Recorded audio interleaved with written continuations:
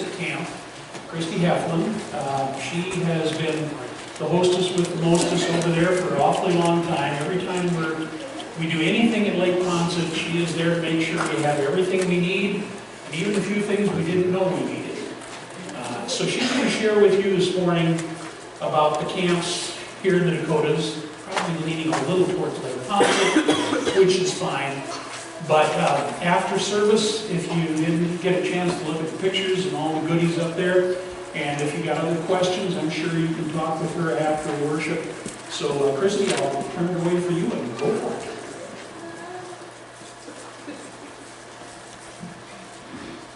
Good morning. Good morning. Can everybody hear me okay? Yeah. My dad always said it was never a problem to hear me. So I like to make sure. It is a tremendous joy to be here on behalf of Lake Poinsett Camp and our Dakotas camps, but also our Minnesota conference camps. My husband and I are super blessed to live at Lake Poinsett Camp with our two boys, Spencer, who's 13 in 7th grade, and Bryce, who's 11, who's in 5th grade. And my husband's actually back at camp hosting this weekend. We had the wrestling tournament in Brookings, so we had 14 families that stayed at camp from Wagner that were in town for the wrestling tournament in Brookings. So we are open year-round, which some people don't realize. We have 3 United Methodist Church camps in our conference. There are 2 in South Dakota, one that's not very far from here, about an hour and 15 minutes, Lake Poinsett. And then we have Storm Mountain Center, which is near Rapid City. And then we also have Wesley Acres in North Dakota, which is north of Valley City. In addition to that, we have 3 camps in the Minnesota Conference that we have a partnership with. Our bishop oversees both conferences. And so in the Minnesota area, we have Northern Pines, and we have Coronas, and then we have a summer Boundary Waters camp called Powhatan there. I grew up in the suburbs of Pittsburgh, Pennsylvania, and lived in a neighborhood where houses were on top of each other. And our neighbor's house was separated by a driveway that went between. When we were both in our kitchens, if it was a warm day, we could wave over and say hello through the windows. We had a nice backyard, but not the wildlife that we see around here. We didn't have many lakes, streams, or beautiful animals or birds or creatures. Other than a few fireflies and some birds from time to time, we saw very little wildlife. Some of you may live here in town or on the outskirts and probably can identify with living close to your neighbors, while others of you may be isolated from your neighbors. As a child, I loved growing up next to a neighborhood full of children, because every time you went outside, there was someone to play with. I have fond childhood memories of family weekend trips to a place called Cook Forest, Pennsylvania. We would always go there the first week in May and stay in a cabin with our family, and it had bathrooms and beds and a kitchen and a fireplace. And it was there that I first began to appreciate the beauty that could be found in nature. We spent hours with our family and friends. We spent time outside, hiking, fishing, skipping stones, canoeing, cooking out, and doing all kinds of fun things, including searching for deer, because we never saw them at our house. It was often cold on those weekends. It was about 30 degrees sometimes, which now seems very tropical. In addition to some of those weekends, we would spend a week in Peterborough, Ontario, where we would spend it on a lake in a cabin, and we would go fishing. It was supposed to be one of the fishing meccas of the world. We never caught too much. However, the biggest thing I ever caught was my grandfather's hat.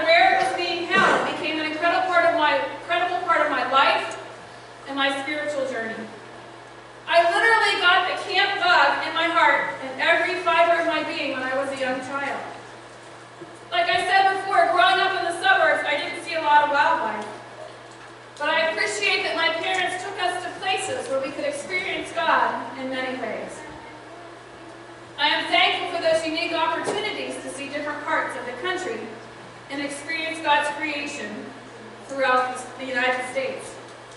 During my college years, I spent 4 summers as a camp counselor at United Methodist Church Camp. And that is where my camp bug grew even bigger. It was there my first summer that I said I wanted to be a camp director someday. And about 12 years later, that dream came true. I was offered a job at Camp Inaba in eastern Pennsylvania. And my husband and I spent 11 years there and decided it was time for a change. God clearly has a sense of humor because I said I could never live in the middle of nowhere. When it came time to look for a new position, Musty Acres in North Dakota was hiring, and so I had to literally get out the map and look and see where North Dakota was on the map. But we went out for an interview and fell in love with Musty Acres and were offered positions there and started working there, and about 18 months later my boss said, "Hey, there's this other camp south of you. Would you be interested in moving?" Well, I always wanted to move south, so sure! So my husband and I have been blessed to be at Lake Poinsett Camp for about 4.5 years now. And our 2 boys have greatly benefited from growing up in that environment.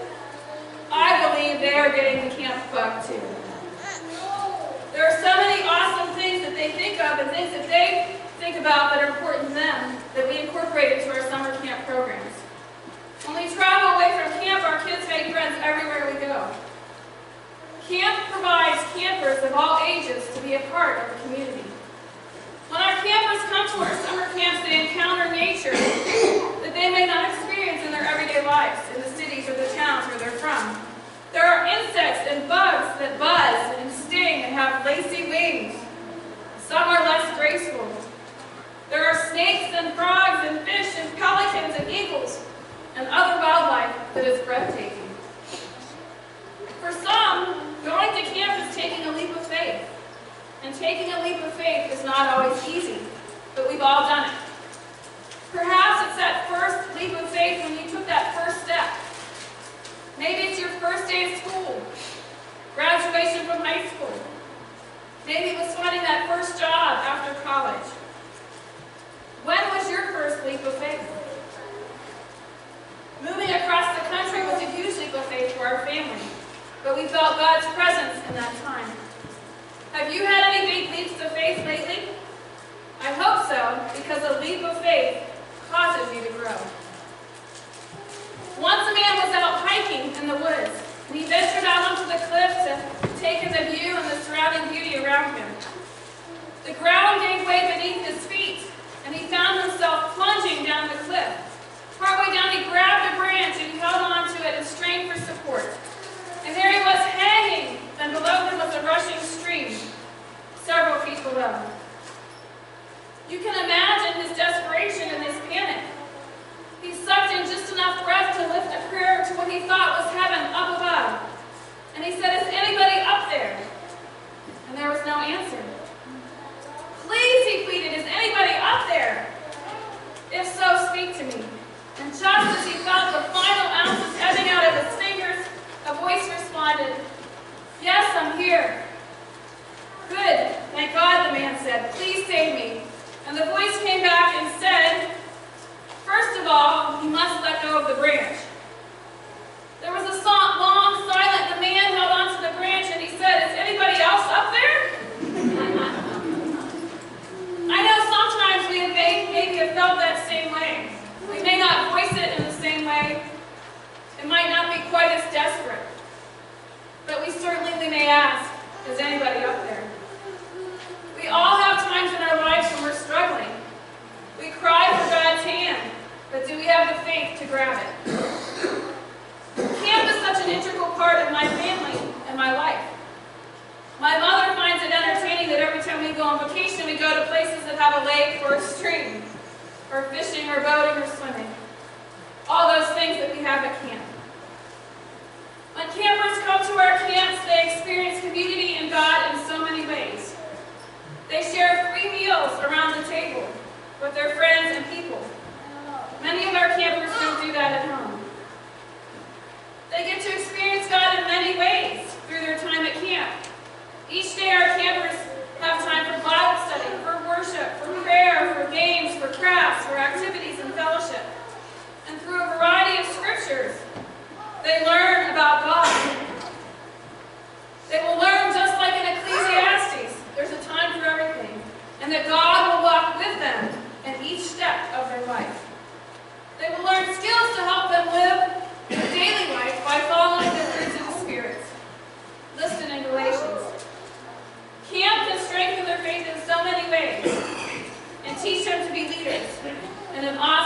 stay steady. This year's theme is Peace Works. Along with our daily scriptures, we'll talk about peace in a variety of ways through cultural, historical, and theological perspectives. And they'll have daily themes that include discussions on hospitality, community, unity, responding to conflict, God's love, and peacemaking. It is such a perfect theme in light of everything that's going on in the world around us. There are many ways for you to get involved in the ministries at all three of our camps in the conference. An important way is for you to support our camps through your prayers. We are most grateful also for your support of sending campers to church camp. I know that you pay 50%, if not more, some cases 75% to send kids to camp. What an amazing support to our kids in your church and your community. We also are getting ready for our busy summer season, and we're looking to hire summer staff. So if you know anybody that's 18 and older that would love to come and have a lifetime experience at camp, we would love to hire them. Our camps are also open to volunteers, and we can especially use volunteers to help take the shingles off the roof of the Girl Scout cabin. But we have plenty of other things for people to do. Office work, checking campers in on a Sunday afternoon or when we have a camp check-in day. Last summer I had some lovely neighbors that came and did loads of laundry for us at camp. You can come counsel, you can be a shepherd. But there are many ways for you to get involved, even if you're not at our site. Thanks to an amazing estate gift of over $1 million for maintenance and building that we received in the last 2 years, we're going to be building a new maintenance building this summer. And then our hope is to put a playground in the fall across from where the old maintenance building was. Throughout the year we have lots of opportunities for you to get involved, and on the back table I have some giveaways, but I also have an insert back there that shows you some of our upcoming events. We have an Easter extravaganza on April 13th. In the past we've averaged 300 to 400 people to come to that event. It's a fun 2 hours to come and experience camp and get lots of Easter eggs. But we also have chapel every summer, so if you come down to the lake in the summer, we have chapel every Sunday at 9 a.m. And then our summer camp starts on June 2nd. And some people think that summer camp is just for kids. It's not. We have lots of camps for all ages. We start with teddy bear camp, which some of you have been to. We have grandparents in need, where grandparents, you can come to camp with your grandchildren ages 5 to 12. And you stand in our retreat center, and it's always a competition to see who's more tired at the end of the time, the grandkids or the grandparents. But often you do a lot of the activities of camp, and some grandparents go swim in the lake and some don't. Many of our sites offer family camps or parent need camps where you can come with your children.